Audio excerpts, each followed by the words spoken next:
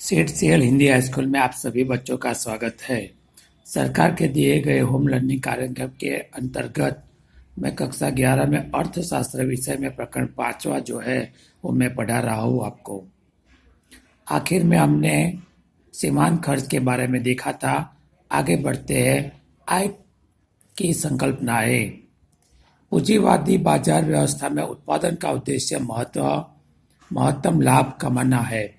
पूंजीवादी बाजार में सिर्फ लोग जो है उत्पादक जो है वो सिर्फ लाभ को ही महत्व देते हैं। इसलिए आय की संकल्पना का ख्याल अधिक महत्वपूर्ण है। पीढ़ी की कुल आय उसके कुल खर्च से अधिक हो जाए तो पीढ़ी को लाभ प्राप्त होता है। पीढ़ी की कुल आय खर्च से अधिक हो तो लाभ प्राप्त होता है, और यदि पीढ़ी के निर्णय से पीढ़ी की कुल आय उसके कुल खर्च से कम हो तो पीढ़ी को हानि का सामना करना पड़ता है। यानी कि कुल आय जो है वो कुल खर्च से कम हो तो उसे हानि का सामना करना पड़ता है। किंतु लाभ के विश्लेषण में कुल आय की अपेक्षा औसत आय और सीमांत आय के ख्याल अधिक महत्वपूर्ण है।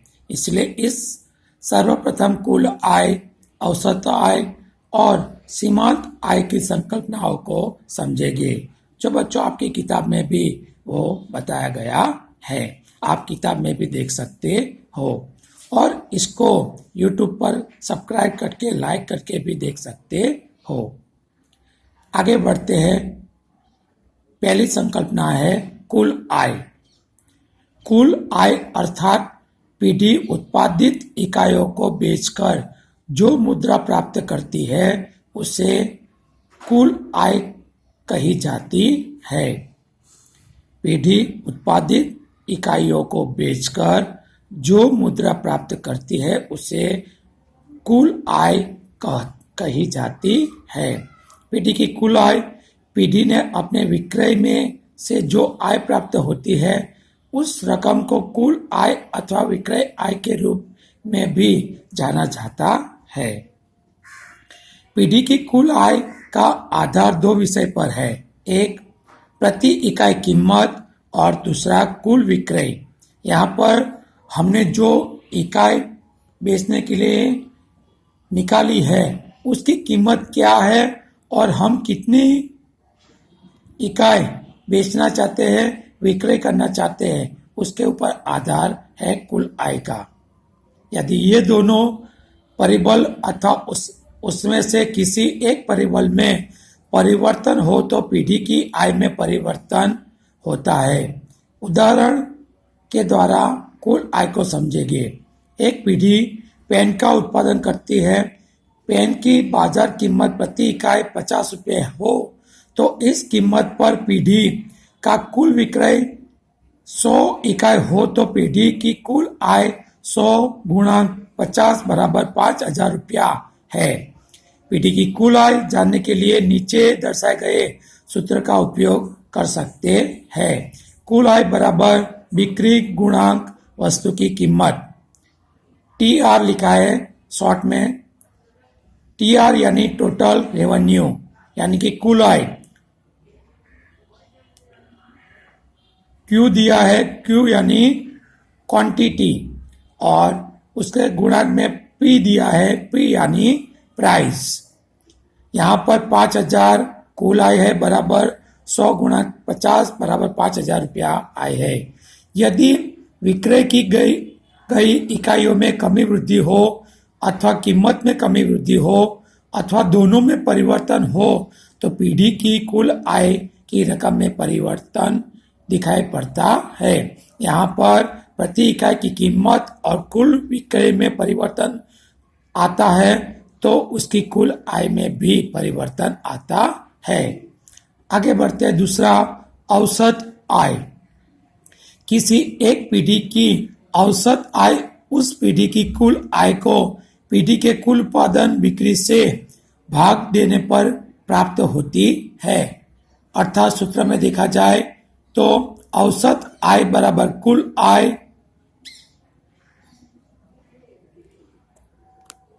भाग्य कुल बिक्री। यहाँ पर उसको शॉर्ट फॉर्म इंग्लिश में दिया गया AR यानी कि एवरेज रेवेन्यू बराबर TR यानी कि टोटल रेवेन्यू छेद में Q है यानी कि वो क्वांटिटी है, इकाई बेची गई है वो है। आपको किताब में भी उसका विश्लेषण दिया गया है। इसको एक उदाहरण से समझते हैं।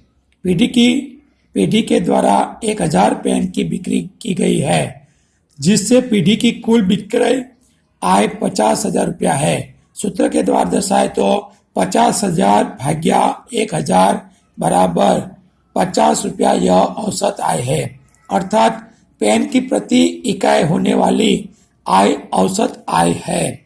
सामान्य रूप से पीढ़ी तमाम इकाई की बिक्री समान कीमत पर करती है, तो औसत आय कीमत जितनी होती है ऐसा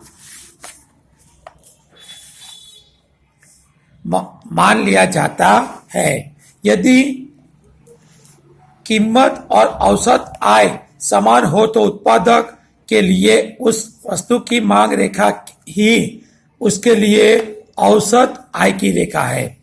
अलग अलग कीमतों पर ग्राहक वस्तु की कितनी इकाई खरीदने के लिए तैयार है, यह मांग रेखा है। मांग रेखा के द्वारा दर्शाया जाता है, जो हमने आगे तीसरे प्रकरण में भी देखा था। जबकि औसत आय रेखा वस्तु की अलग अलग बिक्री के साथ संबंधित औसत आय को दर्शाती है। हमें यह याद रखना चाहिए कि उत्पादक के दृष्टिकोण से जो औसत आय है वही ग्राहक के दृष्टि से कीमत है। आगे बढ़ते हैं। तीसरी, सीमांत आय। पीढ़ी की औसत आय यह वस्तु की प्रति इकाई विक्रय आय है, जबकि सीमांत आय वस्तु की एक अतिरिक्त इकाई से होने वाली आय है। वस्तु की एक अतिरिक्त इकाई को बिक्री से पीढ़ी के कुल विक्रय आय में जो बढ़ोतरी होती है उसे सीमांत आय कहा जाता है। इस बात को हम उदाहरण से समझेंगे। कोई पीढ़ी 1000 पेन की बिक्री करके 50,000 रुपया प्राप्त करे।